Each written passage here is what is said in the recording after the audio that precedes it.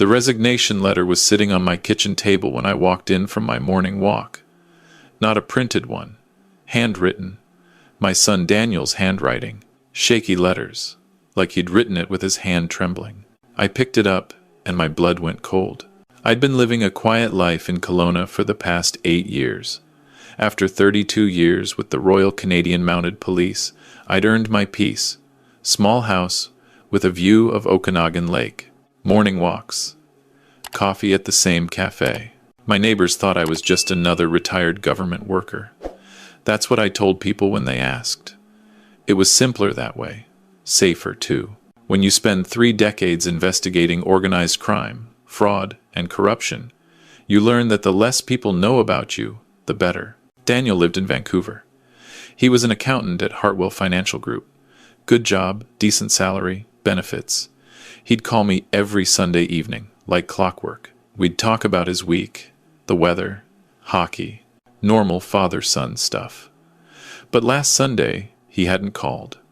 I'd tried reaching him twice, no answer. And now this letter was on my table, and I didn't even know how it got here. I was about to call him when my phone rang. My daughter-in-law, Sarah, her voice was tight, scared. "Bob, we need to talk." 20 minutes later, they were at my door. Daniel looked terrible. Dark circles under his eyes. He'd lost weight. Sarah was holding his hand like she was afraid he'd fall apart if she let go. We sat in my living room. The resignation letter was still in my hand. Daniel couldn't look at me. "I didn't want you to know." "Know what?" "I lost my job." I waited. I'd learned a long time ago that silence gets you more information than questions. Sarah squeezed his hand. "Tell him everything, Dan." So he did. 3 weeks earlier, there'd been a company dinner, Hartwell Financial Group's 20th anniversary, black tie event at some expensive hotel in downtown Vancouver. All the employees, their spouses, major clients. Daniel had been working there for 6 years. He was a senior accountant, handled major portfolios. Good employee, never missed a deadline. The owner, Marcus Hartwell, had given a speech, talked about success, growth, the future. Then he'd started calling up key employees to thank them publicly. Daniel's name wasn't called. Neither were 3 other senior accountants. After dinner, Daniel had approached Marcus privately, asked if there were any concerns about his performance. Marcus had laughed, right in his face. Then he'd said something that made my jaw clench as Daniel repeated it. "You think you're irreplaceable? You're just a number cruncher, Dan. I could replace you with a kid fresh out of university for half your salary. The only reason you still have a job is because I haven't gotten around to cleaning house yet." Daniel had walked away, tried to forget it. But 2 days later, Marcus had called him into his office, told him he was being let go, effective immediately, 15 minutes to pack his desk. Security escorted him out like he was a criminal. No severance. Marcus claimed Daniel had made serious accounting errors that cost the company money. It wasn't true. Daniel had the emails, the files, everything proving his work was correct. But Marcus didn't care. He'd smiled when Daniel protested and said, "Good luck finding another job in this city. I know people." That was 2 weeks ago. Daniel had been applying everywhere, but something was wrong. Companies that had seemed interested suddenly stopped returning his calls. One hiring manager had been honest enough to tell him, off the record, "I got a call from Marcus Hartwell. Said you were unreliable. I can't take that risk." Marcus was blacklisting him, destroying his reputation. And Daniel didn't know what to do. Sarah's voice cracked. "We have a mortgage, Bob. Noah starts daycare next month. Daniel's been barely sleeping. He thinks his career is over." I looked at my son. He was 32 years old, and he looked defeated, small, like the world had beaten him down, and he didn't have the strength to fight back. "Why didn't you tell me sooner?" "Because what could you do, Dad?" His voice was bitter, hopeless. "Marcus Hartwell is worth millions. He has lawyers, connections, power. You're retired. I didn't want to burden you with my failures." My failures. That's what he said. This man had destroyed my son's career, his confidence, his future, and Daniel thought it was his own fault. I stood up, walked to the window, looked out at the lake. "Does Marcus know what I used to do?" Daniel blinked. You mean your job? You worked for the government, right? Something with administrative stuff? I turned to look at him. Is that what you think I did? You never really talked about it. You always said it was boring paperwork. I had said that. For years. When Daniel was growing up, I'd kept my work separate from home. It was partly for safety, partly because I didn't want him to worry. A lot of the people I investigated were dangerous. Keeping my family in the dark kept them safe. After I retired, it just seemed easier to let them think I'd had a desk job. Simple, uncomplicated. But now, watching my son sit there broken because some rich bully thought he could destroy people without consequences, I realized my silence had made Daniel think I was powerless, harmless. Sarah was looking at me strangely. Bob, what did you actually do? I was a detective. RCMP. Economic crimes, fraud investigations, organized crime. 32 years. Daniel's mouth opened. You're joking. I'm not. Why didn't you ever tell me? Because I was trying to protect you. But right now, I need you to tell me everything about Marcus Hartwell. Everything.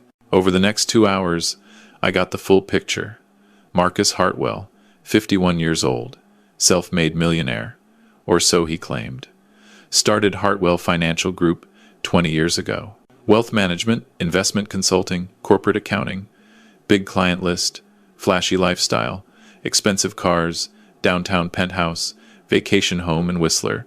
Daniel pulled up the company website on his phone. I looked at Marcus's photo. Slicked back hair, expensive suit, the kind of smile that didn't reach his eyes. I'd seen 1,000 guys like him over my career, the kind who thought money made them untouchable. Has he ever done this before? Fired people like this? I've heard stories. 3 years ago, a woman in HR complained about him making inappropriate comments. She was gone the next week. Last year, one of the senior advisors questioned some investment decisions. Fired for poor performance. People don't talk about it openly, but everyone knows if you cross Marcus, you're done. And the accounting errors he claimed you made? Complete fabrication. I have documentation proving everything I did was correct, but he controls the narrative. I nodded slowly. The picture was getting clearer. Sarah's voice was quiet. Bob, even if you used to be RCMP, you're retired. Marcus has lawyers. What can you actually do? I looked at her, then at Daniel. My son, who'd spent 2 weeks thinking his life was over because he didn't know his father had spent 3 decades learning exactly how to deal with people like Marcus Hartwell. I'm going to make a call. Daniel frowned. To who? Someone who can help. I picked up my phone and walked into my study. Closed the door, scrolled through my contacts until I found the name I needed. Marcus Trent, former colleague. We'd worked together on a major fraud investigation 15 years ago. He'd moved to Vancouver 8 years ago, now worked for the BC Securities Commission. We'd kept in touch. Christmas cards, occasional calls. The kind of friendship that doesn't fade even when you don't see each other often. He answered on the second ring. Bob McKenzie, it's been a while. Marcus, I need a favor. Name it. There's a financial consulting firm in Vancouver. Hartwell Financial Group. Owner's name is Marcus Hartwell. I need to know if there's anything worth looking at. There was a pause. That's an interesting question.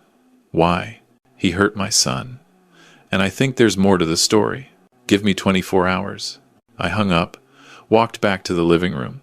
Daniel and Sarah were sitting exactly where I'd left them, looking at me like I'd just spoken a foreign language. What now? Daniel asked. Now we wait. Wait for what? For Marcus Hartwell to realize he made a mistake. Sarah shook her head. Bob, I don't understand. 1 phone call. And that's it?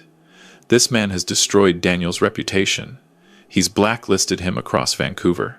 What can one retired cop do? I sat down across from them.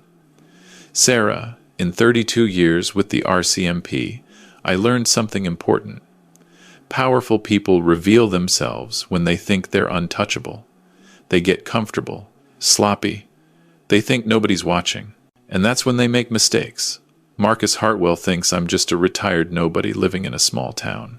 He has no idea who he's dealing with. Daniel leaned forward. Dad, what exactly are you planning? I'm not planning anything illegal, if that's what you're worried about. I'm simply going to let the system work the way it's supposed to. Sometimes it just needs a little push in the right direction. They stayed for dinner. Sarah made pasta while Daniel and I sat on the back deck. He was quiet, processing everything. Finally, he spoke. All those years, I thought you had some boring government job. Mom always said you worked hard, but I never really knew what that meant. Your mother knew.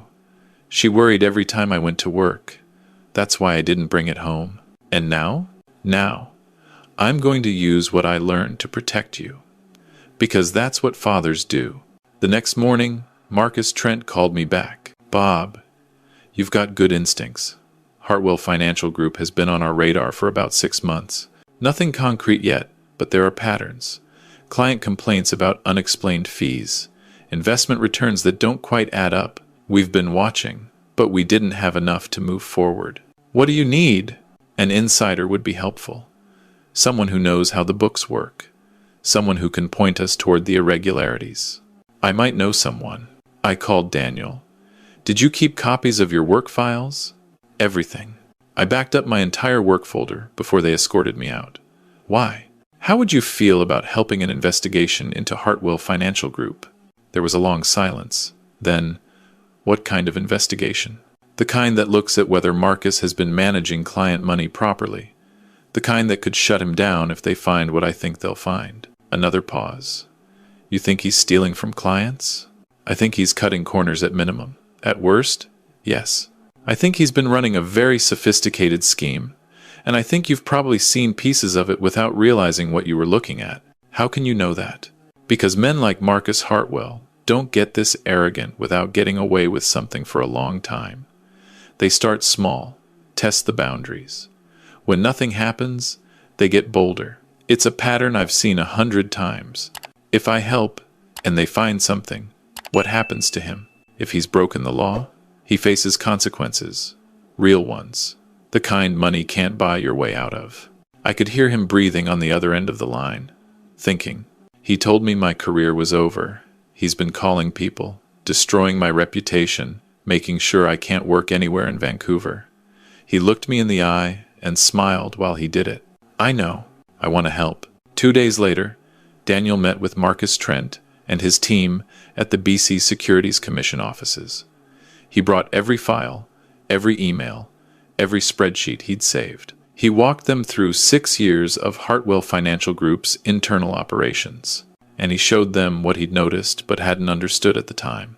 Small discrepancies, client accounts that showed different returns than the actual investments generated, fees that were slightly higher than disclosed, money moving between accounts in ways that didn't make sense. Individually, they were minor. Together, they painted a picture. Marcus Trent called me that evening. Your son just gave us enough to open a formal investigation. This is going to take time, maybe months. But Bob, I think you're right. I think Hartwell has been running a Ponzi-style operation. Not pure Ponzi, but he's been using new client money to pay returns to old clients while skimming off the top. Small enough that nobody noticed. Smart enough that it looked legitimate. But it's fraud. Major fraud. What happens now? We investigate. Quietly. We'll subpoena records, interview clients, audit everything. Hartwell won't know until we're ready to move. And when we are, he won't see it coming. How long? 3 months? Maybe 4? Can you be patient? I've waited longer for better reasons. I didn't tell Daniel everything, just that the investigation was moving forward. He'd done his part. Now he needed to focus on rebuilding his life. But Marcus Hartwell wasn't done with him. 2 weeks after Daniel met with the Securities Commission, he got a call from a lawyer. Marcus was suing him for defamation, claiming Daniel had been spreading false rumors about the company, damaging its reputation, costing it business. The lawsuit was for $2 million. Sarah called me in tears. Bob, we can't afford a lawyer. We can't fight this. Marcus is going to destroy us. No, he's not. How can you be so sure? Because desperate people make desperate moves. This lawsuit? It's not about defamation. It's about intimidation. Marcus heard that Daniel's been talking to someone. He doesn't know who or what about, but he's scared. So he's trying to silence Daniel before whatever Daniel knows becomes public. But the lawsuit is real. We got served papers. I know, and we're going to deal with it. But Sarah, this is actually good news. How is this good news? Because it means Marcus is afraid. And when afraid, people act out of fear. They make mistakes. I called an old friend, Catherine Park, defense attorney in Vancouver. We'd worked together on dozens of cases over the years. She was brilliant, ruthless when she needed to be, and she owed me a favor from a case I'd helped her with 5 years ago. Catherine, I need help with a lawsuit. What kind? I explained the situation. When I finished, she was quiet for a moment. Bob, this is harassment disguised as legal action. It's textbook intimidation. I'll take the case. And I won't charge your son a penny. Consider my debt paid. The lawsuit wound its way through preliminary motions. Catherine filed responses, called Marcus's lawyers bluff at every turn. She made it clear that if Marcus wanted to proceed, they'd go through full discovery. Every document, every email, every financial record, everything would become public. Marcus's lawyers started making settlement offers. Small ones, then bigger ones. Then they offered to drop the suit entirely if Daniel would sign a non-disclosure agreement. Catherine told them to pound sand. And 3 months after Daniel had first sat in my living room with that resignation letter, Marcus Trent called me again. We're ready to move. Tomorrow morning, we're executing search warrants on Hartwell Financial Group. We're seizing records, freezing accounts, and Marcus Hartwell is going to be arrested for fraud, theft, and breach of trust. I wanted you to know before it happens. How bad is it? Worse than we thought. $12 million misappropriated from client accounts over the past 8 years. He's been cooking the books, falsifying returns, using new money to pay old obligations. Classic fraud. He might have gotten away with it for years more if your son hadn't given us the roadmap. When will it be public? Tomorrow afternoon. It'll be all over the news. I called Daniel. Turn on CBC tomorrow at noon.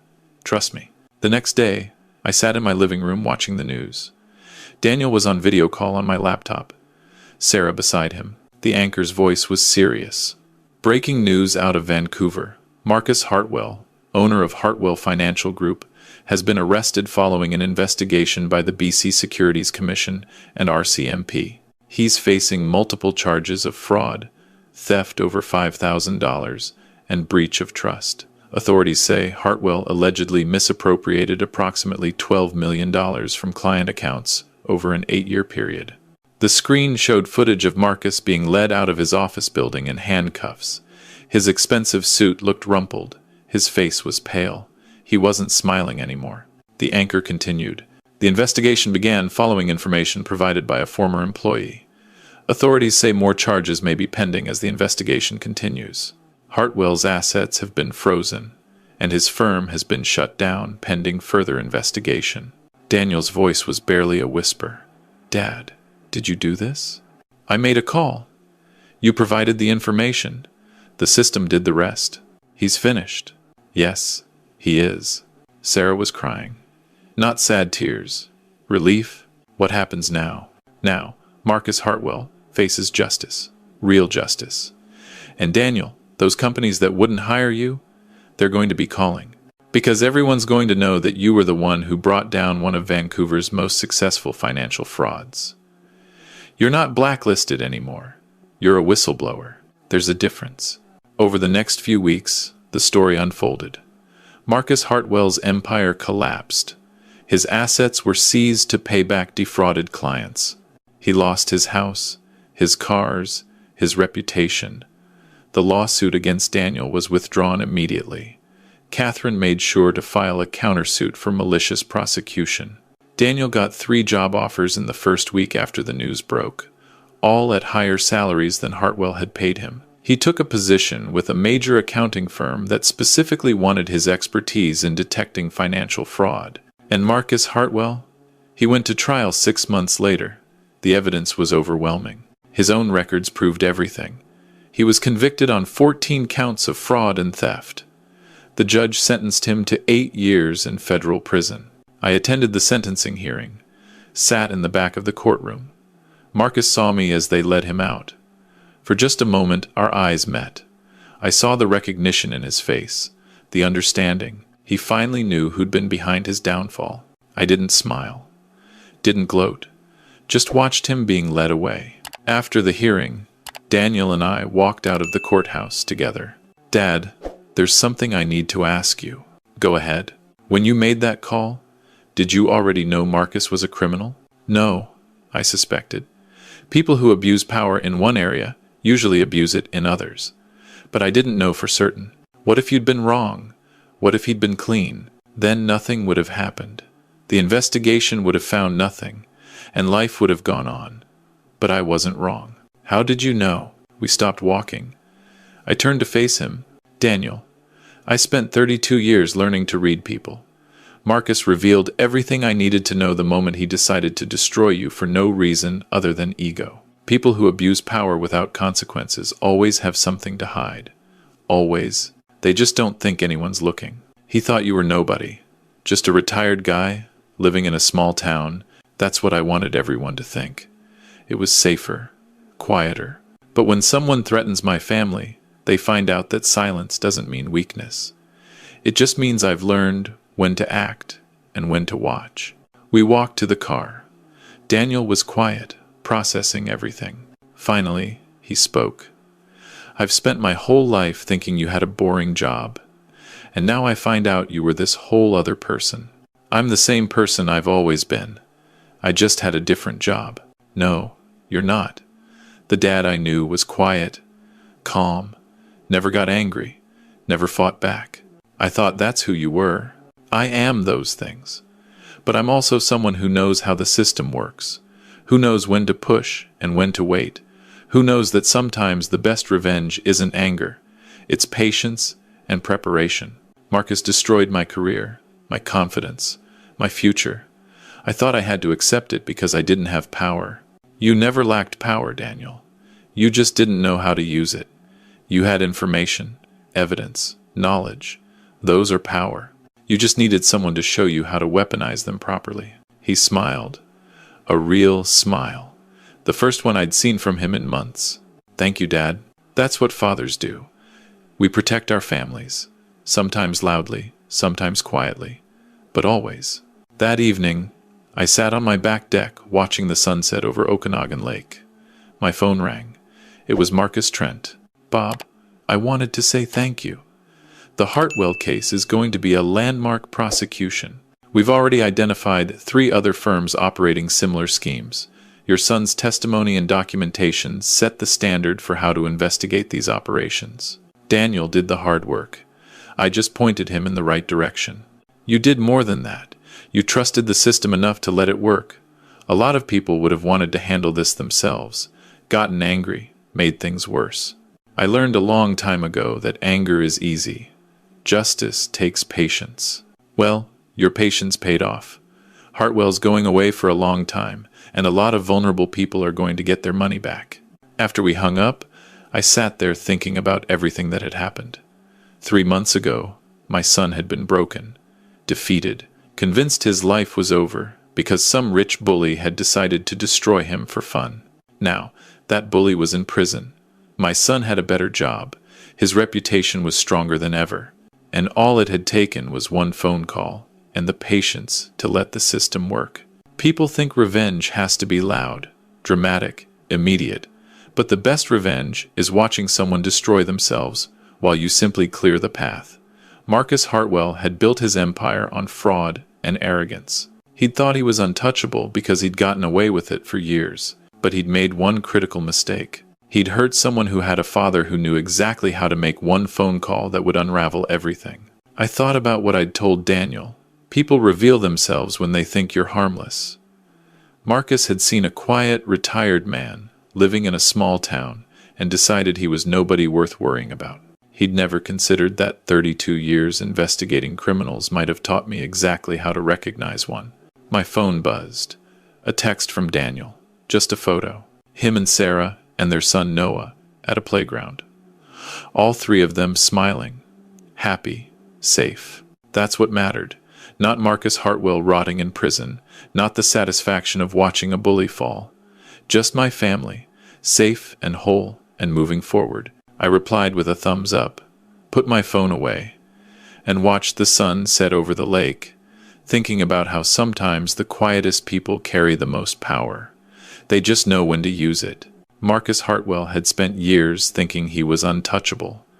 Turns out he was just untouched. There's a difference. And he'd learned it the hard way. I'd learned something too. That you can retire from a job, but you never retire from being a father. And when someone threatens your family, all those years of experience don't disappear. They just wait quietly until they're needed. Marcus had needed me to be harmless. A nobody. Someone who couldn't fight back. But I'd never been harmless. I'd just been patient. And patience, as Marcus learned, can be the most dangerous weapon of all.